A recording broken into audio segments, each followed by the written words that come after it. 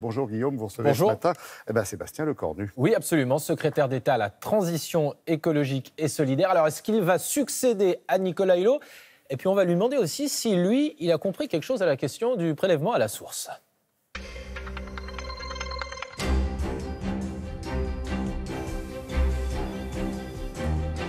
Bonjour à tous, bonjour Sébastien Lecornu. Bonjour Guillaume Daré. Alors ce matin, c'est un peu le grand flou sur le prélèvement à la source. Le président de la République hier a demandé des précisions avant de prendre sa décision. Gérald Darmanin, le ministre des Comptes publics, dit que tout va bien.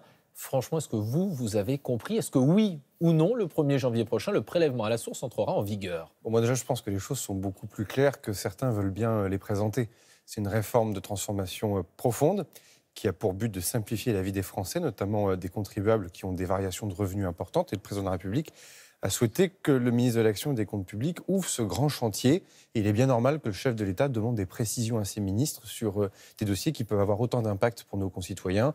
Il est arrivé de le faire avec d'autres ministres, moi le premier. Donc vous êtes optimiste? Vous savez, moi je vois Gérald Darmanin se déployer sur le terrain depuis maintenant de nombreux jours. Il était dans le sud-ouest de la France hier, la semaine dernière en Charente et en Charente-Maritime. Je connais un peu l'administration fiscale, on la connaît tous. Elle est réputée pour être particulièrement résiliente et compétente. Après que le chef de l'État puisse demander des comptes à son gouvernement pour s'assurer que tout fonctionne bien pour le 1er janvier, je crois aussi que c'est plutôt rassurant. Ça donne quand même le sentiment un peu d'une panique à bord, non? C'est vous qui dites ça, mais les journalistes politiques sont là pour justement commenter. Moi, je ne pense pas. Je trouve cela normal que sur quelque chose qui renverse autant le logiciel administratif, technique, hein, on est loin d'un débat purement politique, on est sur un débat éminemment technique dans la vie de chaque Français et dans la manière de prélever l'impôt et de le compter. Il est bien normal qu'on s'assure que tout fonctionne bien pour le 1er janvier. En tout cas, le ministre de l'Action et des Comptes publics a indiqué effectivement sa mobilisation sur le sujet. Il l'a montré sur le terrain comme il sait le faire. Et le président de la République est attentif à ce que son gouvernement lui rende des comptes. Moi, je trouve ça très, très bien. Alors, Conseil des ministres tout à l'heure, ça fait 3 jours désormais que Nicolas Hulot a annoncé sa démission. Est-ce qu'on va connaître son successeur aujourd'hui? Ces choses-là appartiennent au président de la République et au Premier ministre sous la Ve République. Pour l'instant, en tout cas, il y a continuité dans les affaires de l'État, puisque Brune Poirson, Elisabeth Borne et moi-même, nous expédions non seulement les affaires courantes, mais le président de la République et le Premier ministre nous ont demandé également de ne prendre aucun retard sur tous les dossiers en cours, en pleine rentrée. Et c'est ce que nous faisons. Brune Poirson était, il y a quelques jours, en encore déplacement, effectivement, dans le sud-ouest sur les crues Cévenol. Moi-même, j'ai eu l'occasion de me avec déployer sur la question sur les l'eau. assises de l'eau, Quelle sur les qualité dégâts de gibier pour les Quelle agriculteurs. qualité il faut pour faire un bon ministre de l'Environnement, de l'Écologie? Il n'y a pas de portrait robot type. C'est un ministère qui est un ministère complexe. Nicolas Hulot a eu l'occasion de le dire lui-même lors de sa matinale chez vos confrères de France Inter. Une fois de plus, c'est le Premier ministre et le Président de la République qui sauront là aussi trouver le bon profil. Vous, ça vous intéresse? Moi, je suis fier et heureux de faire ce que je fais à l'âge de 32 ans, participant en plus à une recomposition politique assez inédite avec ce que le Président de la République a voulu faire en faisant rentrer des gens de tout horizon et de toute sensibilité dans son gouvernement. Et une fois de plus, par définition, c'est au Président de la République et au Premier ministre que de composer le gouvernement. Moi, je suis fier de ce que je fais aujourd'hui. Les écologistes estiment que votre nomination, ce serait une provocation, parce que vous avez mené la réforme notamment de la chasse, et vous êtes vu peut-être comme le lobbyiste des chasseurs et des armes au sein du gouvernement. Alors j'ai lu ça quelque part. J'aimerais bien avoir le nom de ces écologistes, puisque tous ces anonymes qui font des procès d'intention, c'est toujours assez pénible. Moi, je suis le seul membre du gouvernement, pas de ce gouvernement, d'un gouvernement, à être allé physiquement par 2 fois et bientôt par 3 fois à Fessenheim pour engager la fermeture irréversible de Fessenheim. Je suis également allé au cœur de la ZAD de Notre-Dame-des-Landes pour rendre applicable la décision du président de la République et du Premier ministre. Moi, je n'ai pas de leçon d'écologie à recevoir. Quand j'étais maire et président de département, dans l'Eure et maire de Vernon, j'ai mené des projets écologiques concrets. Donc là aussi, qu'ils se les gardent leurs leçons. En tout cas, le futur ministre va trouver sur son bureau un rapport. Le nucléaire va être au cœur de sa feuille de route, puisque vous allez décider de la feuille de route de l'énergie, du mix énergétique dans les années à venir.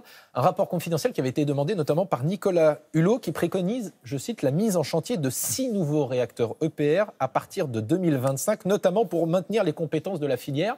Est-ce que vous allez suivre ce rapport et construire ces 6 nouveaux EPR? Bon, déjà, il faut comprendre qu'effectivement, il y a une décision importante qui nous attend au gouvernement à l'automne. C'est la fameuse programmation pluriannuelle pour l'énergie, qui est le document qui va effectivement donner les objectifs et le cadre de notre mix énergétique français.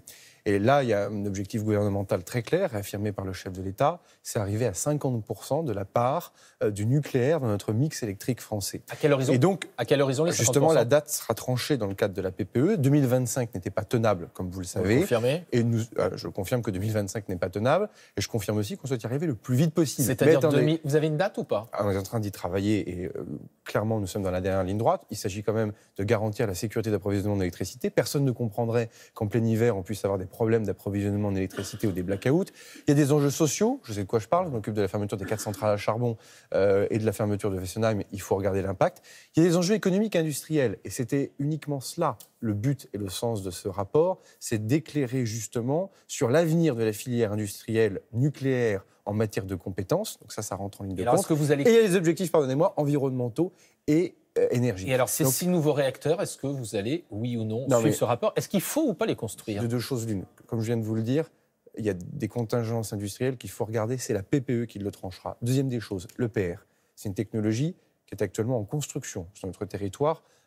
EPR Flamanville 3, que l'on connaît bien, que l'on connaît malheureusement pour ses retards, en dépit des qualités des équipes d'EDF qui se déploient là aussi de manière assez formidable. Mais il y a un retard avec des inconnus, et ces inconnus traduisent aussi des inconnus économiques. Là aussi, la PPE, c'est notre capacité à définir un mix électrique qui garantit aussi que la facture d'électricité des Français, elle reste stable. Donc là aussi, les chantiers, les choses sont complexes. L'objectif de 50% de nucléaire dans l'énergie française... Le plus rapidement possible. D'accord. Avant, après 2030 ?